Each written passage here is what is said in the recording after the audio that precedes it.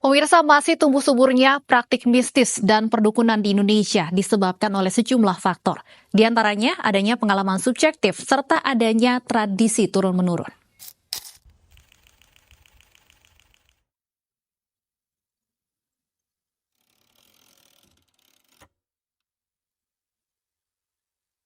Pentingnya lepas dari logika mistika. Kata Tan Malaka dalam bukunya yang berjudul Madilog, yaitu Materialisme, Dialektika, dan Logika, bahwasannya logika mistika ini menghambat kemajuan masyarakat Indonesia. Karena dengan berpikir berlandaskan hal-hal yang berbau mistik dan hal-hal yang berbau gaib. Salah satunya seperti perdukunan, santet, guna-guna, pesugihan, dan ritual-ritual yang lainnya. Hal tersebut menurut Tan Malaka menjadi salah satu faktor kecenderungan masyarakat Indonesia sulit untuk maju dan berkembang.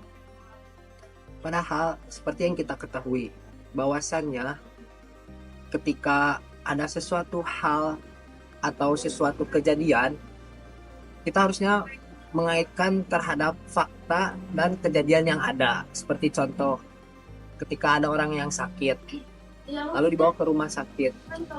Nah, ketika misalnya penyakit tersebut didiagnosa tidak ada penyakit yang aneh ataupun tidak terdeteksi, bukan berarti kita langsung mempercayai atau melempar kepada perdukunan, bertanya kepada hal-hal yang berbau dengan perdukunan.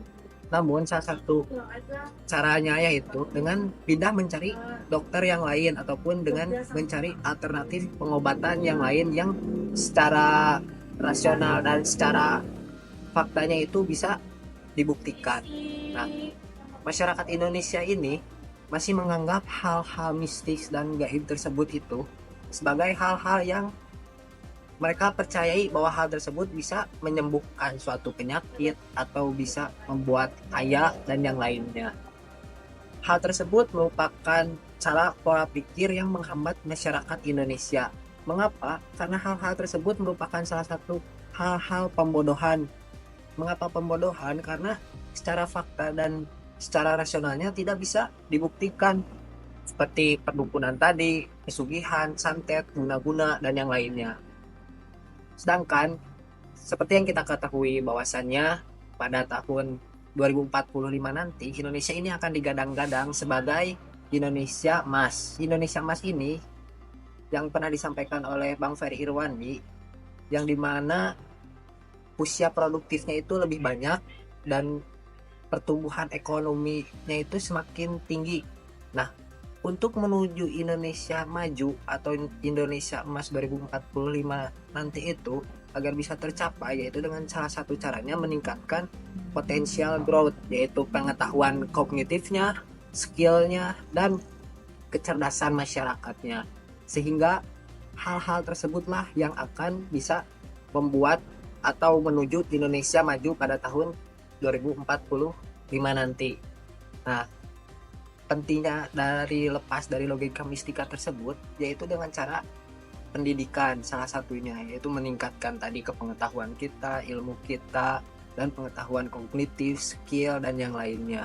Hal tersebut bisa membuat kita lebih mempercayai hal-hal yang secara ilmiah dan secara faktanya bisa dipertanggungjawabkan karena jelas ilmu dan pengetahuannya tersebut, bukan mempercayai hal-hal yang berbau instan, bahkan bisa disebut dengan pembodohan.